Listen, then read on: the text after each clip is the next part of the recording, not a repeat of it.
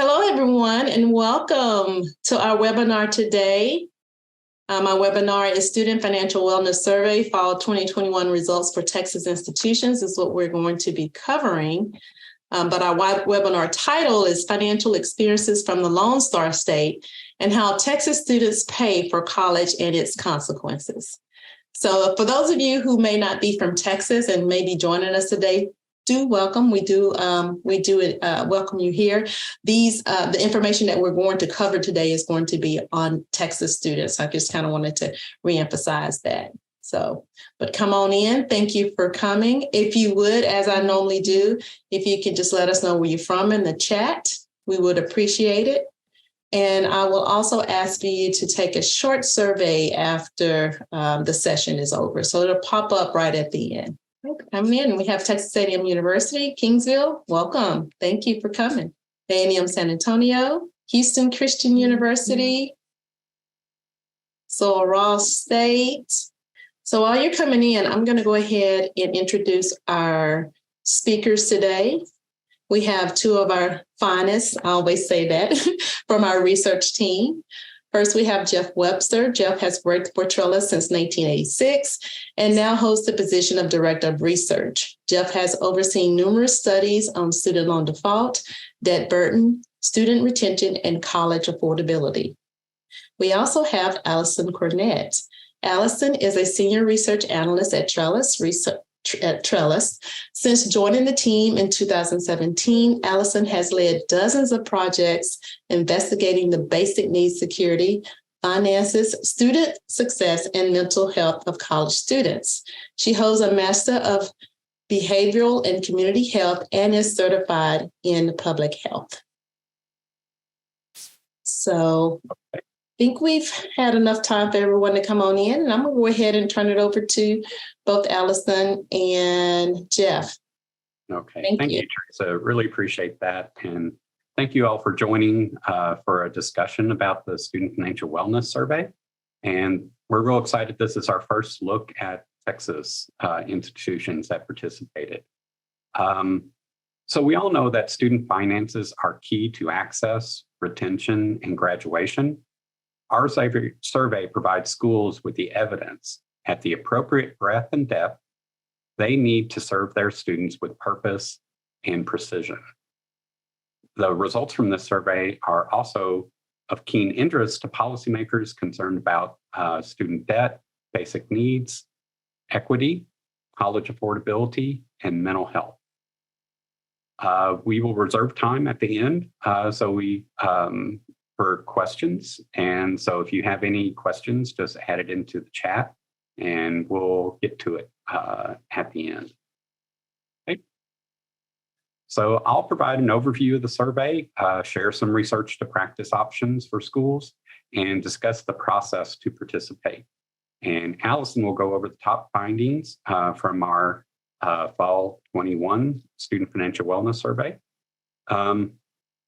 Many of you may be familiar with Trellis, but for those that aren't, I'll briefly talk about the organization.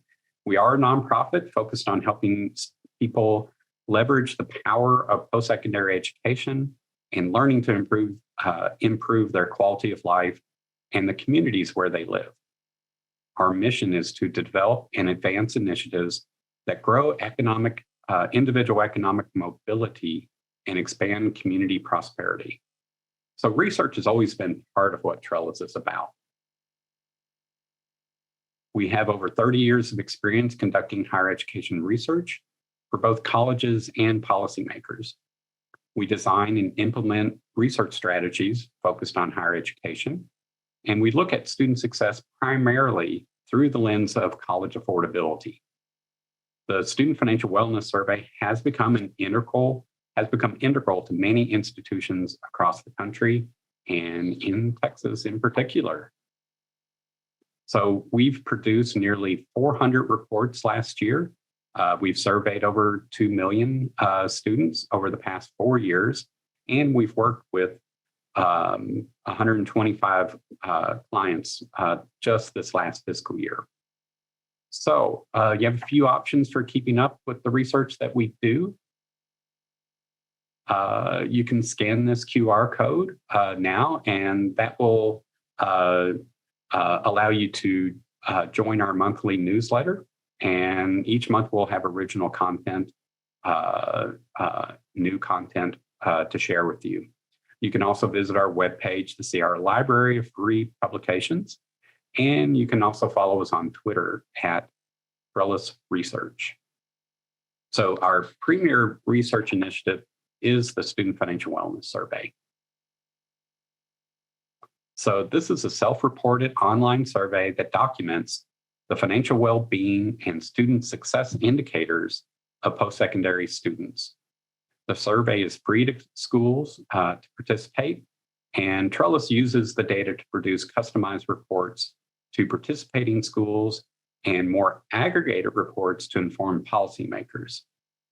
This project has led to some of the deepest, most thoughtful engagement that I've had in my career.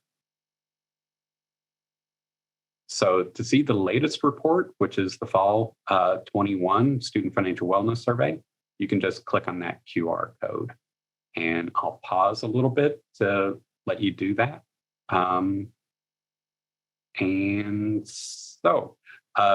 I'll share some overall participation indicators for the survey.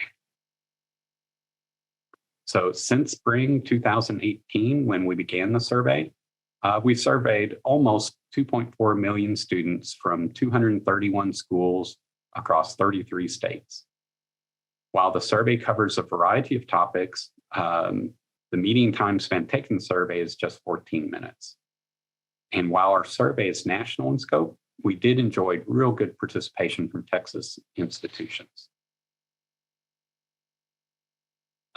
We had a response rate of 8.1% among our Texas schools. We surveyed over 390,000 students, and we had responses from 31,000 of those. And so here's a quick list of Texas institutions that participated. Big shout out to all the schools that have been in our survey. We really appreciate you participating and hope that the information has informed a lot of what you do. We had 24 community colleges and 16 four-year schools participate. And I'll briefly talk about the 4 topics that we'll be covering today. So we'll be taking a look at how students pay for college. We'll also examine the financial decision-making factors and some of the financial behaviors of the students that participated in the survey. We do have a lot of information about student financial security, and we'll share that. And for those in the most dire situations, they can become basic needs insecure. And so we'll be covering that topic as well. So with that, let me just hand it off to Allison, and she'll cover those topics. Great, thanks, Jeff. With the high cost of college, Texas students must rely on many different resources to pay for their tuition, fees, and living expenses. In the Student Financial Wellness Survey, we have a series of questions to better understand how students decide to finance their educations. In SFWS, we group the various resources into 4 broader categories: self-help, family support, grants, and credit. I'll go through each of these in this section, but let's start by examining some of our self-help resources. The 2 resources we consider self-help are current employment and personal savings. A majority of respondents in Texas reported using both of these resources to pay for school. However, only 5% of Texas students used only self-help to pay for their college expenses, leaving 95% who had to pull additional funds from different buckets.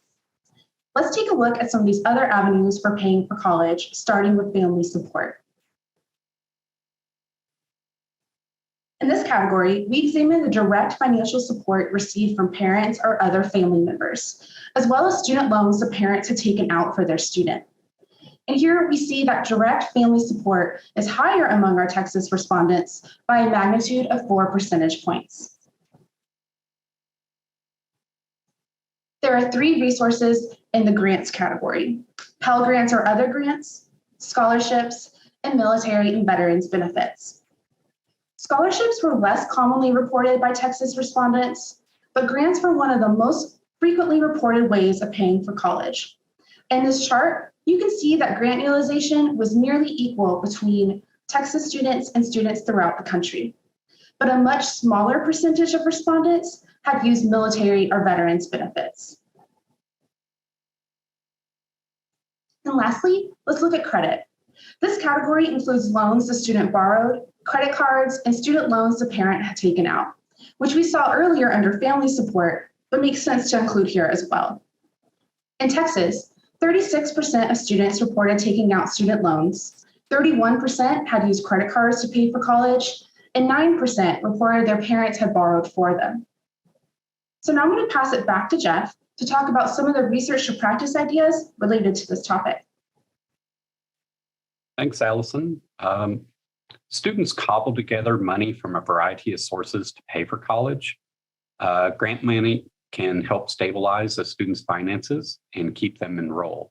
So the survey really does provide a lot of evidence of the efficacy of student aid programs, and this can be valuable as you're talking with policymakers and decision makers at your institution. We've seen through the pandemic the importance of leveraging public assistance programs to supplement traditional student aid. Schools then invest time to help students navigate these other sources of assistance and help students avoid some of the harsher consequences of financial distress. And moderating rising college costs, of course, is easier said than done, but students can be scared off by high sticker prices even after they've been enrolled at your institution. We hope that our report will allow schools to advocate for additional funding, whether it's from Congress, the state legislature, or foundations. And Trellis is always willing to help you help craft your pitch to these organizations.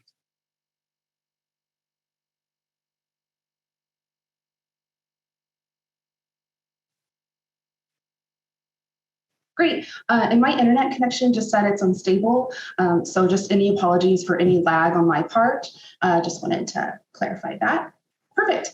So this next section takes a look at financial decision-making factors and behaviors, including confidence in managing finances and openness to seeking help.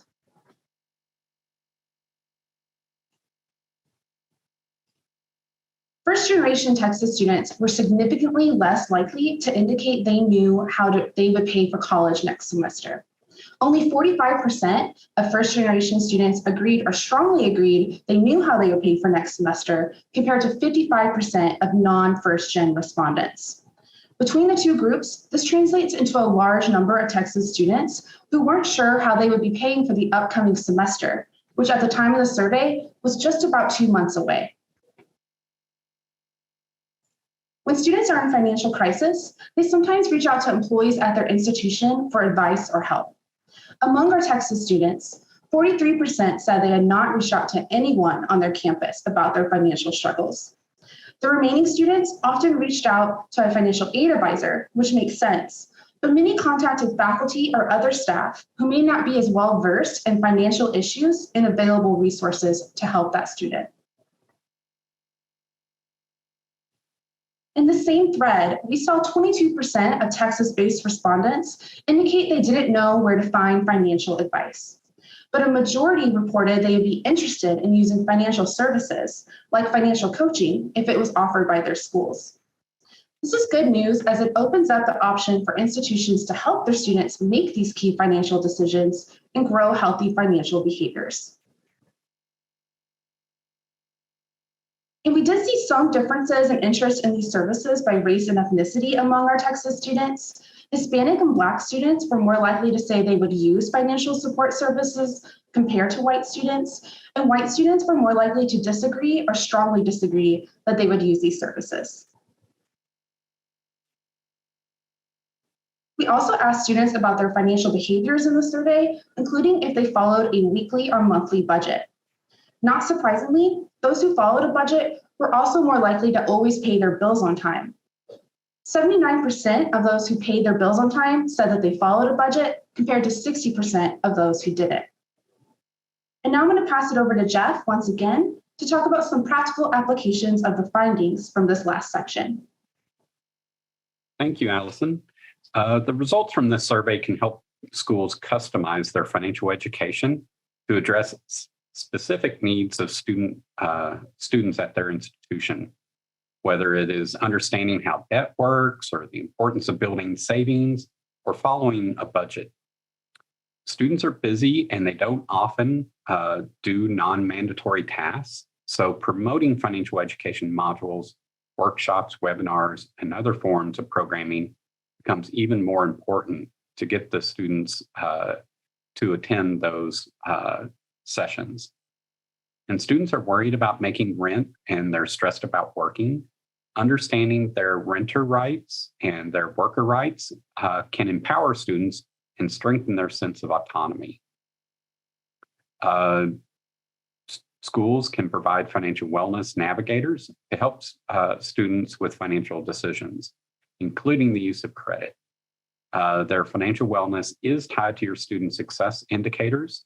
So being able to serve your students in a way that makes them more confident in making these financial decisions will also benefit your institution.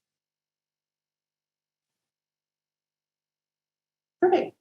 As we all know, financial challenges are common among post-secondary students, both nationally and here in Texas. Beyond the emotional, mental, and physical tolls associated with financial insecurity, these students are especially vulnerable to academic disruptions and complications, like stopping or dropping out of college without a degree or credential. We asked our respondents to indicate if they were worried about paying for school or their monthly expenses. While over half of students overall were worried about these aspects, first-generation students and those attending four-year institutions were significantly more worried about paying for college and their monthly bills. And when examining some of these key metrics by race and ethnicity here in Texas, we saw that while all groups expressed some degree of financial insecurity, Black students were most likely to have trouble getting $500 in case of an emergency and were slightly more worried about affording current expenses. Hispanic students were most likely to worry about paying for college. We also asked our respondents to indicate how many times since January 1, 2021, they had run out of money. And while only 16% of dependent students here in Texas ran out of money, this percentage was nearly doubled among independent students, where nearly 1 in 3 ran out of money in that same time frame. And when looking at the same question by race and ethnicity, we found that Black and Hispanic students were more likely to exhaust their available funds more than 3 times. And 31% of Black students reported running out of money 8 or more times, which signals this student is in financial crisis. Students who struggle with basic needs like adequate nutrition, safe shelter, and reliable transportation often have a more difficult path to earning their college degree. These struggles make it very difficult to focus on schoolwork and being academically successful and have far-reaching impacts on other aspects of students' lives, including their mental and emotional health, their social lives, and physical well-being. For our purposes, food insecurity is defined as various degrees of difficulty purchasing food for adequate balanced meals and can be experienced at the individual or household level. Using a validated scale from the U.S. Department of Agriculture, we found that 46% of Texas students showed signs of either low food security or very low food security within 30 days prior to the survey.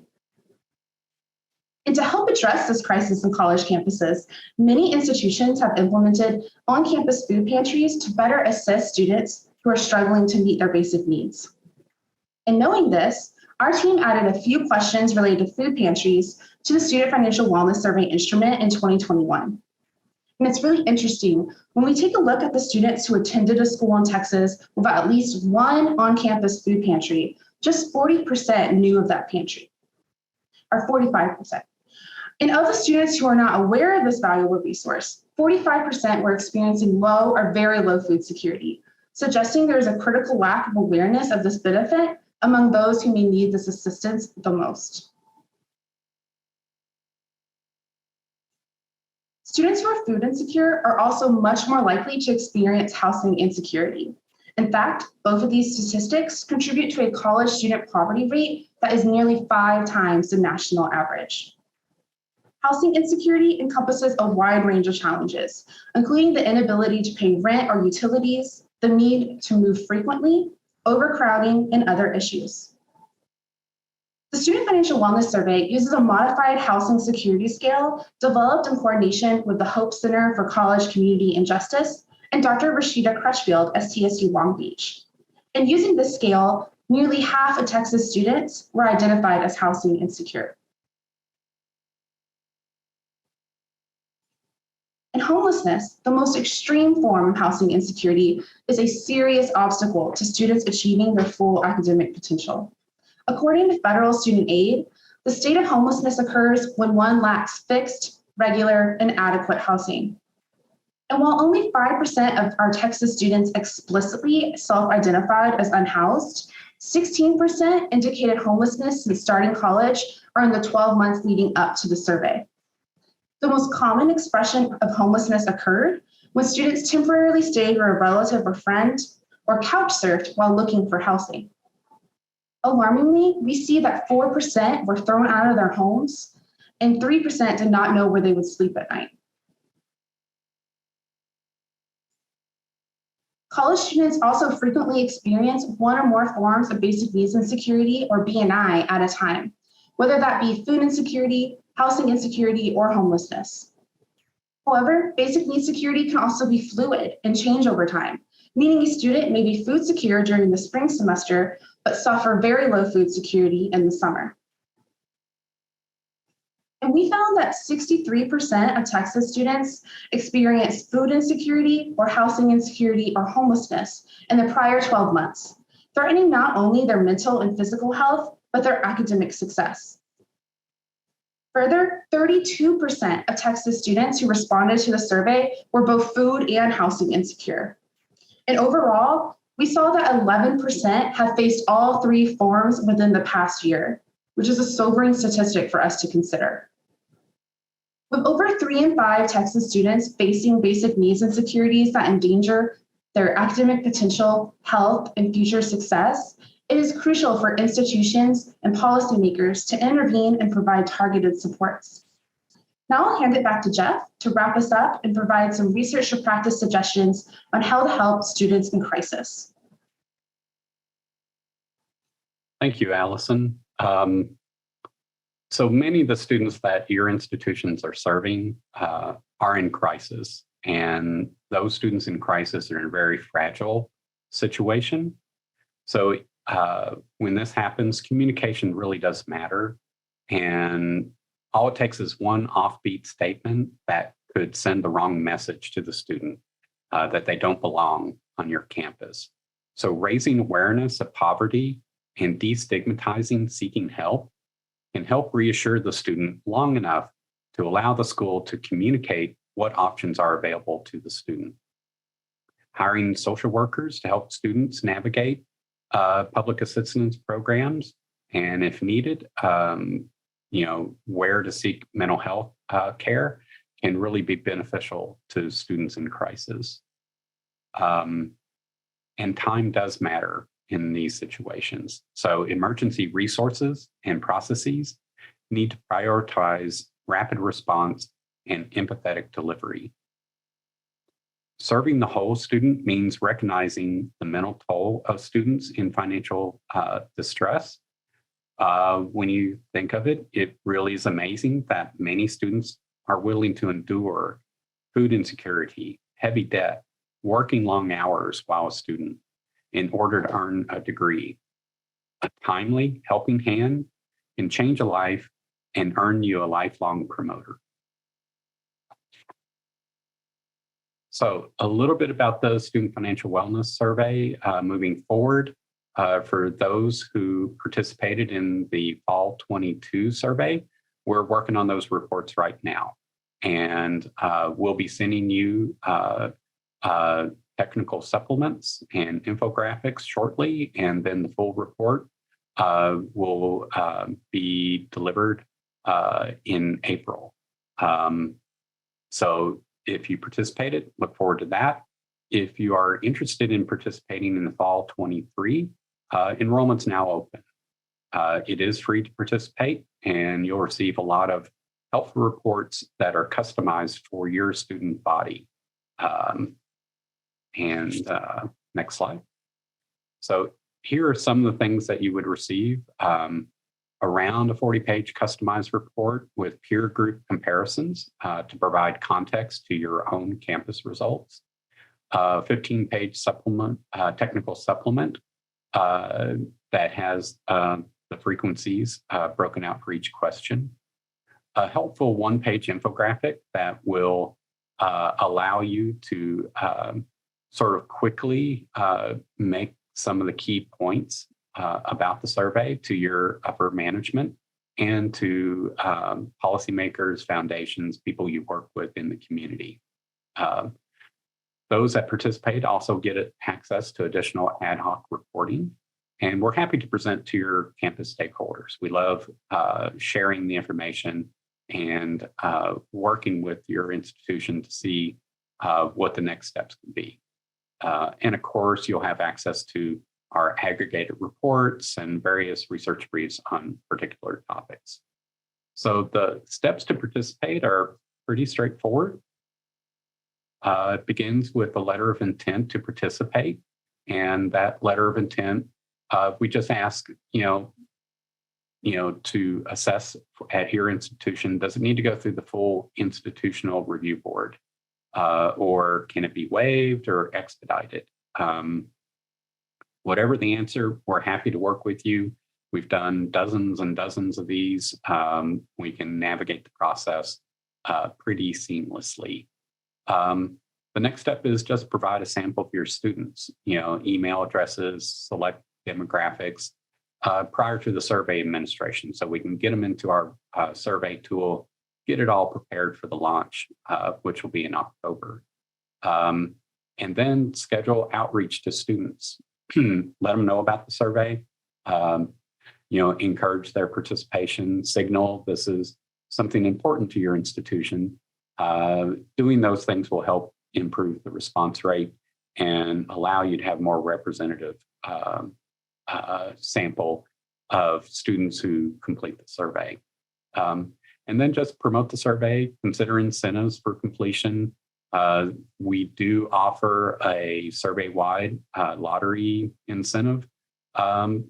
We have found, based on our analysis, that schools that provide an additional, incentive that could be simple as a gift card to your bookstore, campus swag, things like that, things that signal this is something that's important to the institution. Those kind of things can improve the response rate by 2 or 3 percentage points. So with that, we're happy to answer any questions you may have.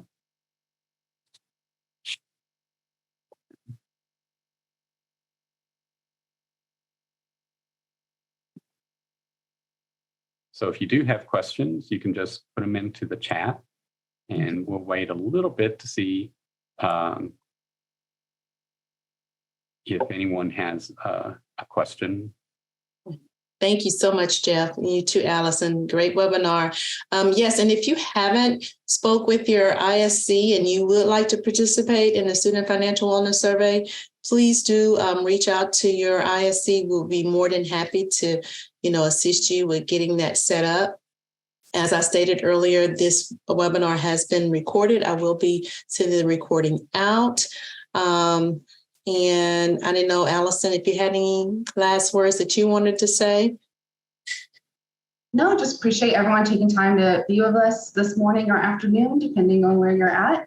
And I hope everyone has a lovely rest of your week if we don't have any questions. No, this was a short webinar, sweet and to the point. Thank you, Jeff. Allison. Okay. Well, if no one has any questions, I'll go ahead and end the webinar, and everyone have a great rest of your day. Thank you so much. Okay, thank you. Thank you.